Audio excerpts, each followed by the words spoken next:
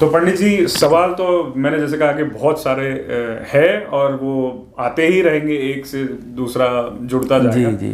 क्या हम अभी रैपिड फायर शुरू करें? प्लीज़। इलाहाबाद या दिल्ली? इलाहाबाद। और क्या वजह हो सकती है?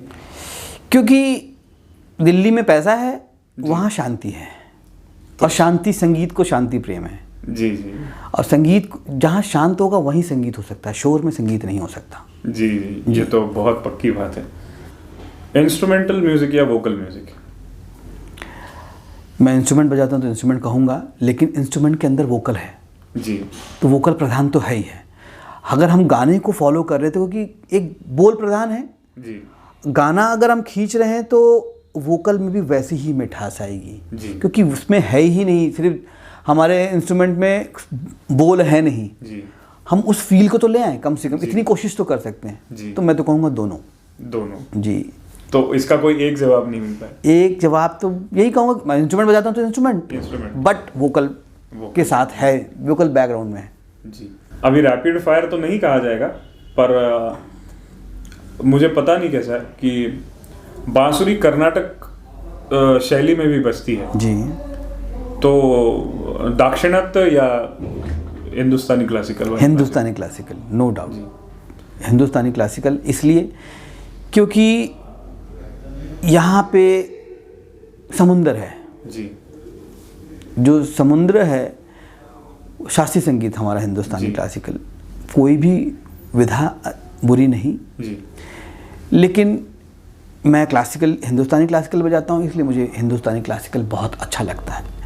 वहाँ पे साउथ इंडियन म्यूज़िक में लयकारी बहुत है जी, जी, और मैक्सिमम जो होते हैं, कहना नहीं चाहिए, वहाँ पे जो शिक्षा है त्यागराजा जी, जी, बड़े बड़े कलाकारों का लिखा हुआ, जी, वो सब बजाते हैं, जी, सब एक जैसा बजा सकते हैं। जी, यहाँ हिंदुस्तानी क्लासिकल में सब एक जैसा नहीं बजा सकते। जी, क्यों?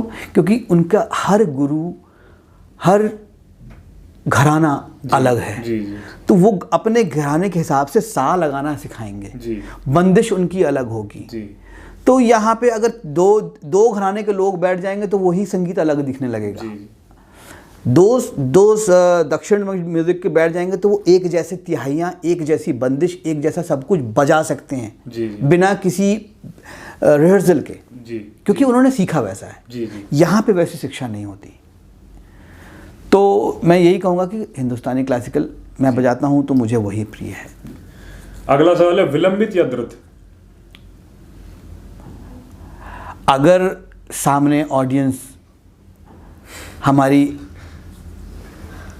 बुजुर्ग और अच्छी श्रोता, जो ज्ञानी बैठे हुए हैं, जी, कलाकार बैठे हुए हैं, तो विलंबित। जी, और उसमें यंग जनरेशन बैठ गई है तो वहाँ द्रुत। द्रुत। हम ध्यान लगा रहे हैं, जी, ध्यान लगाने के बाद हम जब उठते हैं, जी, तो आप तो एक्सरसाइज करते हो, आपको पता ही है कि जब हम कुछ ध्यान लगाते हैं, अपने आप को क्या बोलते हैं उसको, कुछ बोलते हैं, बॉडी को नॉर्मल करने के लिए भी एक एक्सरसाइज होती है, जी, कूलिंग डाउन। Cooling down. जी, तो वो भी कूलिंग डाउन करने से हम पहले शुरू हुए, ध्यान लगा, बहुत अच्छा ध्यान लगा के हम जब ध्यान लग गया, उसके बाद फिर मैंने एक ट्रैक बनाया है, मैं उसकी बात करूंगा अभी आपसे, जिसमें मैंने ये दिखाया है कि एक मैं ही सपोज एक कलाकार गंगा किनारे बैठ के ध्यान और योग में बैठा हुआ है, ठीक है, सूर्य नमस्कार किया, नमस्कार करते ही वहाँ पे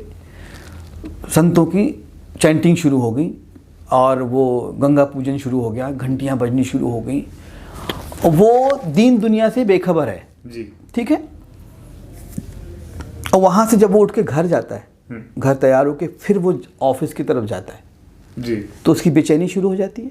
जी, बेचैनी जब शुरू हो जाती है, शाम को फिर वो वापस आता है थक हार के, तो वो आता है, वो आने के बाद अगर फिर वही बेचैनी वाली घर में भी वही बेचैनी मिले, जी, तो कूल डाउन नहीं हुआ उसका, नहीं हुआ, तो फिर वो योग ध्यान में वापस जाके, संगीत में जाके वापस फिर अपने आप को नॉर्मल करता है। जी, तो वही चीज़ है हमारे इसमें। अभी मैंने बताया कि क्लासिकल म्यूज़िक विलंबित हमने शुरू किया, विलंबित अच्छा बजाया, फिर वो बेचैनी, जी, जिसको हम द्रुत है, बेचैनी उसको मैं कहूँगा, वही मेरी फिर बेचैनी जब हो गई, जी, क्योंकि वो बेचैनी आजकल के बच्चों को पसंद है, हाँ हाँ, तो वो बेचैनी उनको, लेकिन कब तक वापस जब हम तिहाई लेके ख़त्म करते हैं तो फिर डिमांड आती है एक धुन हो जाए, तो वो कूल डाउन है हमारा जी। वापस फिर हम कूल डाउन होके ख़त्म कर देते हैं।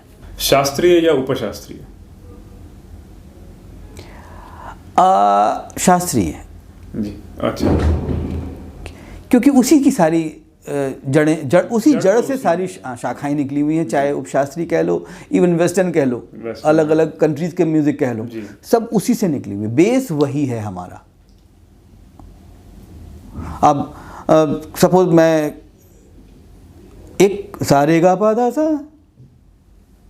अब पा सा रे मा पा धा, इसको पहाड़ी कह लो या भोपाली कह लो या हम आसाम का म्यूजिक कह लें या पहाड़ का कह लें या हम चाइनीज़ म्यूजिक कह लें, उसी में से निकल आएगा, बजाने बजाने का फ़र्क है जी। तो वो उसमें हम यही कहेंगे कि शास्त्रीय मेन है जी, उसमें से शाखाएं निकल रही हैं अलग अलग। ये तो बिल्कुल सच बात है, सारी जड़ें तो शास्त्रीय में है। फंडामेंटल राग या डिराइव्ड राग?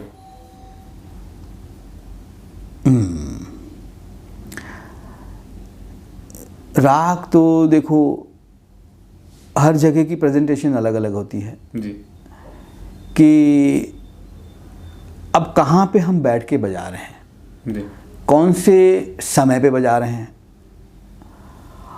क्योंकि राग का एक टाइम बहुत ज़रूरी होता है जी, कि किस टाइम पे कौन सा राग होना चाहिए।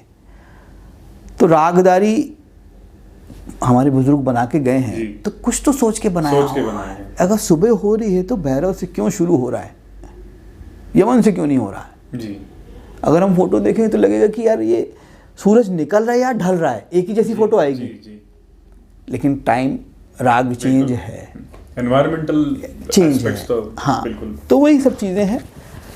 बाकी और कई सारे संगीतकार और अभी आते कि नई नई बंदिशों का अभी बहुत ये चल रहा है जी कि लिखना और कंपोजिशंस भी नए नए आ रहे हैं और नए नए राग जो कि पुराने रागों का कुछ उसमें बदलाव लाके नए राग मिलते हैं, तो जिसको हम डिराइव्ड राग कहेंगे। तो प्रश्न ये कि फंडामेंटल ये बजाना आपको अच्छा लगेगा या कोई डिराइव्ड आप बनाना चाहेंगे? देखिए मैं ये कहूँगा कि एक्सपेरिमेंट तो होना चाहिए, लेकिन जो राग है उसकी रूपरेखा हमें ख़राब नहीं करनी है जी। उस राग को हम कोई नया चीज़ हम देंगे नहीं जी, तो वो प्रचलित कैसे होगा। बिल्कुल।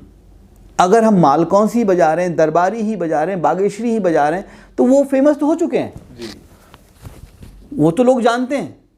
अब हम किसी नए चीज़ को हम जिसको एडवर्टाइजमेंट कहते हैं ना, अगर हम उस नए राग को हम बजा, राग जबकि है पुराना जबकि बजता नहीं है, अप्रचलित है, अगर हम उसको बजाना शुरू करें, हम सारे कलाकार हम बजाना शुरू करें तो वो भी प्रचार में हो जाएगा जी। तो वो कोई बुरी बात नहीं है कि हम उसको ना बजाएं, बस शास्त्रकारों ने जो गाइडलाइंस दिए हुए हैं वो चेंज हम फॉलो करें। ये चीज़ बहुत बहुत धन्यवाद पंडित जी, आपके साथ में ये इंटरव्यू करके बहुत आनंद मिला और बहुत कुछ सीखने को भी मिला। Thank you. मुझे विश्वास है कि श्रोताओं को भी इसका बहुत आनंद भी मिलेगा और जो नए संगीतकार एस्पिरेंट्स है उनको इसमें से बहुत सारे एनलाइटनमेंट मिलेगी, इस बात का मुझे विश्वास है। पंडित जी आपका फिर से एक बार पुनः धन्यवाद करता हूँ कि 8 स्क्वायर एंटरटेनमेंट के लिए आपने इंटरव्यू के लिए समय निकाला। बहुत बहुत धन्यवाद। Thank you so much, thank you so much, धन्यवाद।